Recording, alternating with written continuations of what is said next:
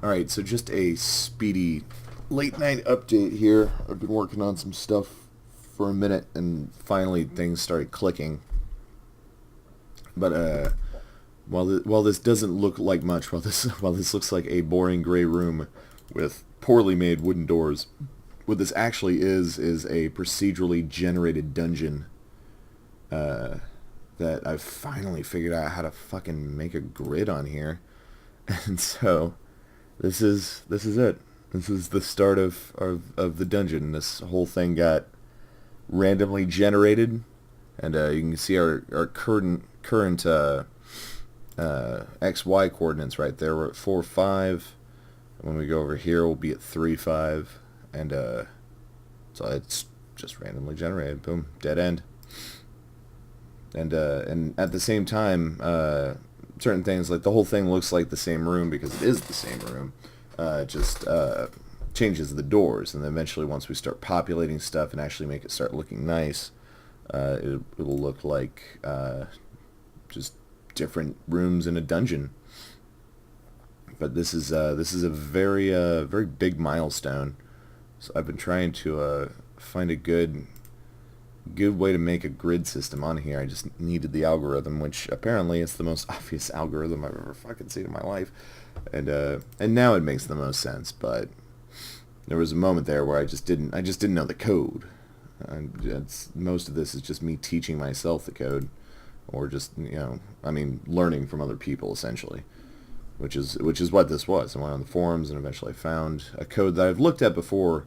It just didn't click. Nothing. It wasn't clicking at the time. I was like, yeah, I don't know what I'm looking at here, but now I know what I'm looking at, which is a procedurally generated dungeon. And then I know it doesn't have anything to really distinguish what it looks like. It just looks like I'm going through a maze, which I am. And it's just so proud of it. I'm just so happy. I've been fucking with it all night, and it finally did it. Finally took hold, and no problems, no bugs, no worries. We are and it made its own little dungeon. We can regenerate it too if we want to, which boop, is it that? Yeah, boop, and it'll just take us into a new place. And that's really just restarting the whole thing. What we're gonna have is probably what I want to have is I'm probably going to start with some sort of medieval game where it just kind of takes full effect of the dungeon itself. We'll have a starting room, which will be the easiest because you just do that last, and that'll be like the entrance to the place. And hopefully, like, you go in and then you leave, and then you just do these procedural dungeons, and as you progress through them, they're going to get larger and more difficult, and probably change some stuff up or something. I don't know. Different floors, probably. I could probably do something like that. Just a whole nother, like, that'll start making 3-dimensional arrays if we want to. But this is it though. This is kind of like if you're familiar with Binding of Isaac, this is what it's kind of like. It's just the same room kind of repeated, and then you can add special rooms later. I can't believe I fucking figured this shit out finally. It's been bugging the crap out of me. We've been doing crazy code to get something similar, to get a corridor kind of thing going. But with this, I can change the code just slightly and make hallways or corridors where these rooms just kind of go straight back and forth, and then doors on each side to represent a hallway, or we can make a turn in the hall or something. It's just depends on the rooms you want to do. You could just do a hall, make sure it checks, because it's hard to explain. If you imagine a grid on the map, and each grid is, X, Y labeled 1 through whatever, in this case like about 1 through 9. And it'll start by placing the first square down, the first room, essentially, and then it will just randomly search empty spaces, and if there's room next to that empty space, then we'll put a room on that space. And it'll just keep doing that until it's run out of rooms to place, and then you just get a dungeon that pops in. Again, it's hard to explain. It's late. I just finished doing this. My brain's fried, but it's working. And all I have to do now is decorate it, start filling it up, start to figure out how to populate the whole thing, which it's all part of a struct, really. So I could easily just have an array in there based on what objects you want in each thing. You could even probably do room types. You could probably set a room number to what you want that room to be. Like if it's, you just randomize a number and it says, oh, this the setting for this specific room is a random fucking number, and it just creates them. I don't know. Yeah, we could easily figure it out and just have different looking rooms. It's so cool that you go into here and now we're at this corner room, and here we've got some options. It looks like it doesn't go any further than 2. It might not. I had to adjust it to where there's a border. Yeah, no. So once we go past here, once we get to 1, it should not go any further. Yeah. Okay. That's correct. Because when it's creating, you got to create an imaginary border around the whole thing of the space that you already occupy. Otherwise, it's going to try and go off the board and recognize an area that does not exist for it. So then it just crashes the game and says, this isn't a thing. You can't do this. So I'm just dicking around with it now. It's amazing that it's working. So this has been another game dev update. This is going to go forward to greatly improve upon Project Hyena and the new one, Project Decker, and plethora of others. This opens up the doors for a lot of possibilities. This is so cool. I love it. I love it so much. I'm so giddy right now. This is crazy. This is fucking amazing. It's made the dungeon. Other steps I would have to face is making a map of some kind to show it off, which that shouldn't be too hard.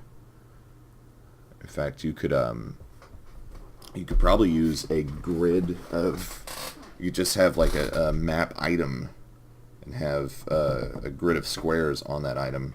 Just make a room like this, and like this door is an object. You put the object in here and it becomes a thing. So if you just make a room that looks like him holding a map, you could just put little room squares right in each one, and then just run the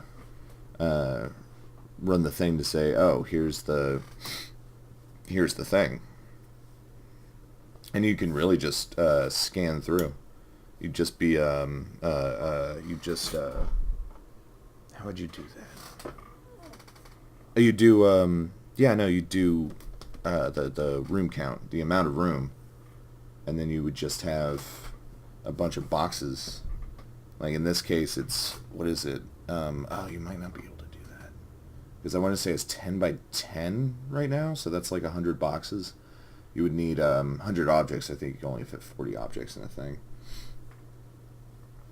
But even then, I mean, there's ways around it. You could easily make a map and just figure it out. But this is it.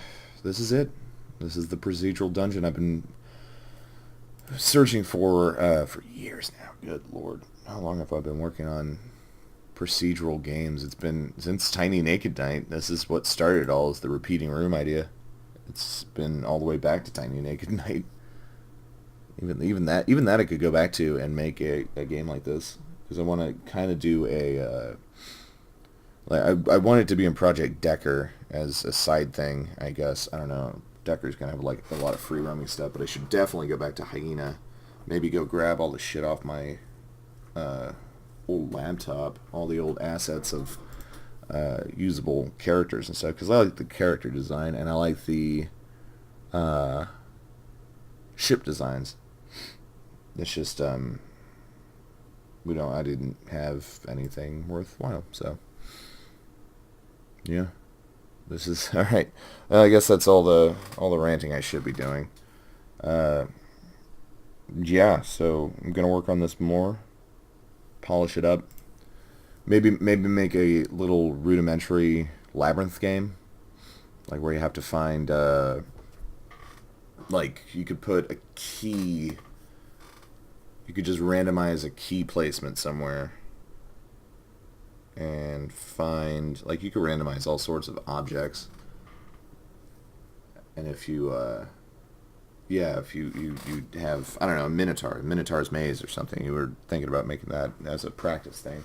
So Minotaur's maze, use the asset for Decker, use the character walking animation, all the character designing stuff, and you have yourself a little rudimentary game, a little rudimentary point-and-click adventure game, where, and that'd have to be, ooh, you could do special doors over it, where it's, yeah, that's it. It'd be in Door Maker, where it's, if the room on this side, if not active, but fucking just a new boss feature in the struct. Everything else is false. You could yeah, you could easily just have replace it with a boss door object there, and do kind of Binding of Isaac style. We could even do like a turn-based Binding of Isaac type, where you have to because designing the turn-based strategy would be just as easy as this, really. It would almost be the exact same thing, just an actual, like, instead of choosing which parts of the grid to use, you use the whole grid on here on the floor, and then you walk to each square. And